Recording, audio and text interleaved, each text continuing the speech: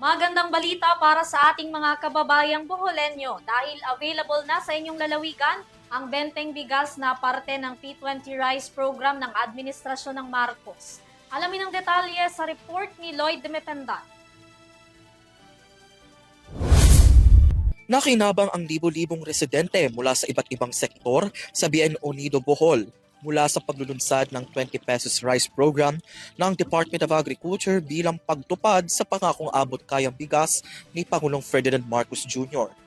Pinangunahan mismo ng Pangulo at ng Department of Agriculture ang pamamahagi ng murang bigas sa 2,700 na benepisyaryo kabilang ang senior citizens, solo parents, mga may kapansanan, 4-piece beneficiaries, magsasaka, mangingisda at mga arawang manggagawa.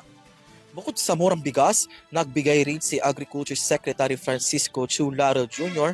ng mga agricultural inputs at kagamitan upang tulungan ang mga lokal na magsasaka at mangingisda na papalakas ang kanilang produksyon.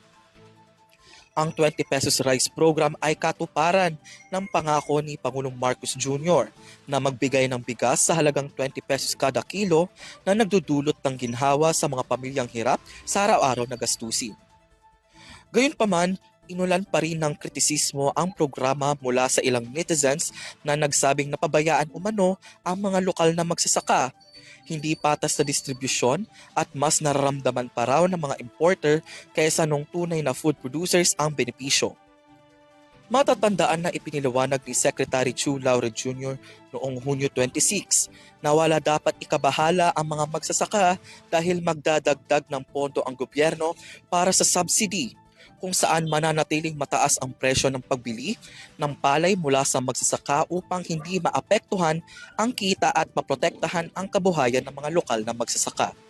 Ang sistema naman is magdadagdag ng pera ang gobyerno para i-subsidize yan. So meaning, ang bili namin sa inyo, mahal pa rin. So hindi dapat kayo maapektuhan. Hindi naman to dagdag na import. Most of it will be coming from our local production. At nakita naman ng buong Pilipinas na sa mga rollout natin, ang bigas ng NFA, maganda. So huwag kayong mag-alala ho sa 20 peso. Mimitingin ko rin ho next week yung mga traders, yung mga rice mills sa buong Pilipinas. Kasi sila, ginagamit na rason yung Sa kasalukuyan, nasa 223 na lugar sa buong bansa na ang natulungan ng 20 pesos rice program na target maabot ang 15 milyong pamilya bago matapos ang termino ng Pangulo sa 2028. Simula September 16, isasama na rin sa programa ang mga pampublikong tsoper, kabilang ang nasa 4,000 na jeepney at tricycle drivers sa Navotas City.